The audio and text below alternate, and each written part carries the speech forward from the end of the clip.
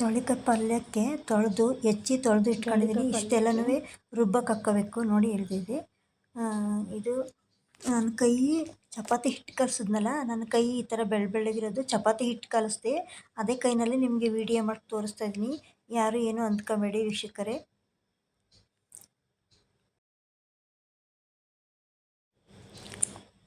ಜವಳಿಕಾಯಿ ಬೇಯಕ್ಕಿಡ್ತಿದ್ದೀನಿ. ಸ್ವಲ್ಪ ನೀರು ಹಾಕಿ ಜವಳಿಕಾಯಿ ಬೇಯಕ್ಕಿಟ್ಟೆ. ನೀರು ಜಾಸ್ತಿ ತಕ್ಕೊಂಡೆ, ಮತ್ತು ಯಾಕೋ ಸಾಕಾಗಲಿಲ್ಲ ಅನ್ನಿಸ್ತು, ಮತ್ತೆ ಹಾಕಿದೆ ನೋಡಿ. ನೀರು ಸ್ವಲ್ಪ ಹಾಕಿ ಜವಳಿಕಾಯಿ ಬೇಯಕ್ಕಿಟ್ಟಿದ್ದೀನಿ. ಈಗ ಅದಕ್ಕೆ ಉಪ್ಪು ಹಾಕಿದ್ದೀನಿ.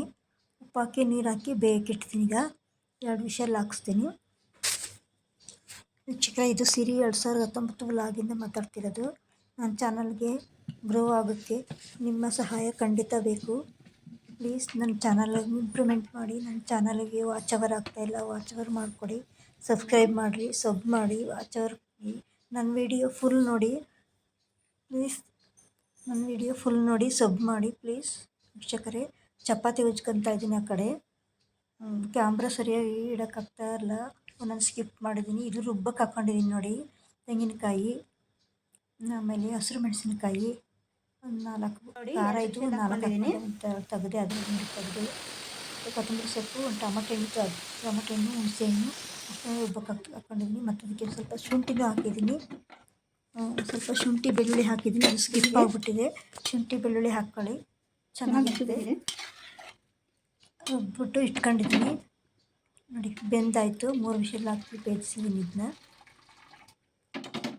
ವಿಷಲ್ ಹಾಕಿದೆ. ಎಲ್ಲ ಸ್ಕಿಪ್ ಆಗಿಬಿಟ್ಟಿದೆ ನನ್ನ ವಿಡಿಯೋದಲ್ಲಿ ನೋಡಿ. ನೀರು ಸೋರಿಸ್ಕೊತಾ ಇದ್ದೀನಿ. ಆ ನೀರು ತಕ್ಕೊಂಡಿದ್ದೀನಿ. ನೀರಿನಲ್ಲೇ ನಾನು ಖಾರ ರುಬ್ಬಿ ಹಾಕಿದ್ದೀನಿ. ಮತ್ತು ಈರುಳ್ಳಿ, ಮೆಣಸಿನ್ಕಾಯಿ ಹೆಚ್ಕೊತೀನಿ. ಶುಂಠಿ ಎಲ್ಲನೂ ಈಗ ಮಿಕ್ಸಿಗೆ ಹಾಕ್ಕೊಂಡಿದ್ದೀನಿ ನೋಡಿ. ಶುಂಠಿನ ಈಗ ಮಿಕ್ಸಿ ಮಾಡ್ಕೊಬಂದೆ. ಶುಂಠಿ ಹಾಕ್ಬಿಟ್ಟು ಮತ್ತೆ ಮಿಕ್ಸಿ ಮಾಡ್ಕೊಬಂದೆ. ಅದರೊಳಗೆ ಹಾಕೋದನ್ನು ತೋರಿಸ್ಲಿಲ್ಲ ನಿಮಗೆ. ಒಗ್ಗರಣೆ ಹಾಕ್ತಾಯಿದ್ದೀನಿ. ಇದರಲ್ಲಿ ನೀರಿತ್ತಲ್ಲ, ಅದು ಬೇರೆದಕ್ಕೆ ಹಾಕ್ತೆ. ಅದಕ್ಕೆ ಎಣ್ಣೆ ಹಾಕಿ ಒಗ್ಗರಣೆ ಹಾಕ್ತಾಯಿದ್ದೀನಿ. ಕರಿಬೇವು ಸೊಪ್ಪು, ಒಂದು ಕಡ್ಡಿ ಕರಿಬೇವು ಸೊಪ್ಪು ಹಾಕ್ತಾಯಿದ್ದೀನಿ. ಕರಿಬೇವು ಸೊಪ್ಪನ್ನು ಅರ್ಧ ಮಾಡಿ ಹಾಕ್ತಾಯಿದ್ದೀನಿ. ಸಾಸಿವೆ, ಜೀರಿಗೆ, ಒಗ್ಗರಣೆ ಹಾಕಿ ಈರುಳ್ಳಿ ಹಾಕ್ತೀನಿ. ಈರುಳ್ಳಿ ಮಾಗಿದೆ.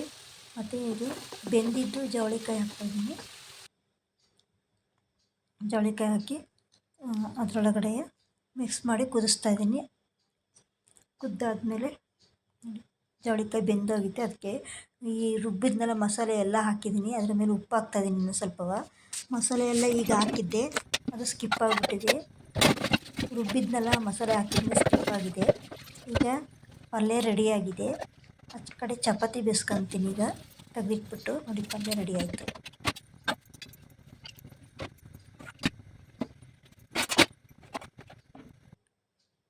ಪಲ್ಯ ರೆಡಿ ಆಯಿತು ವೀಕ್ಷಕರೇ. ನನ್ನ ಚಾನಲ್ಗೆ ಸಬ್ಸ್ಕ್ರೈಬ್ ಮಾಡಿರಿ, ಸಬ್ ಮಾಡಿ, ನನ್ನ ಚಾನಲ್ ಪೂರ ನೋಡಿ, ಲೈಕ್ ಮಾಡಿ. ಹಂಚಿಡ್ತಾಯಿದ್ದೀನಿ, ಹಂಚು ಒರೆಸ್ಕೊಂಡಿದ್ದೀನಿ. ಬೆಳಗಿದ್ದೆ ಚೆನ್ನಾಗಿ, ಅದನ್ನೀಗ ಒರೆಸ್ಕೊಳ್ತಾಯಿದ್ದೀನಿ. ಹಂಚು ಚೆನ್ನಾಗಿ ಬೆಳಗ್ಬಿಟ್ರೆ ರೊಟ್ಟಿನೂ ಚೆನ್ನಾಗಿ ಬರುತ್ತೆ, ಚಪಾತಿನೂ ಚೆನ್ನಾಗಿ ಬರುತ್ತೆ.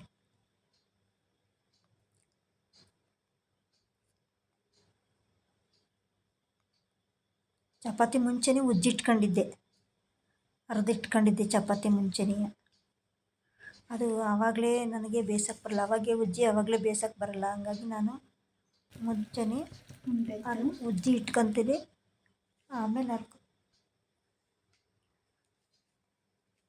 ಅದನ್ನು ಬೇಯಿಸ್ತೀನಿ. ಬಿಸಿ ಬೇಯಿಸಿ ತಿನ್ನುವಾಗ ಕೊಡ್ತೀನಿ. ಯಾರು ತಿನ್ನೋಕ್ಕೆ ಬರ್ತೀರಿ ನಮ್ಮ ಮನೇಲಿ ಅವ್ರಿಗೆ ಕೊಡ್ತೀನಿ.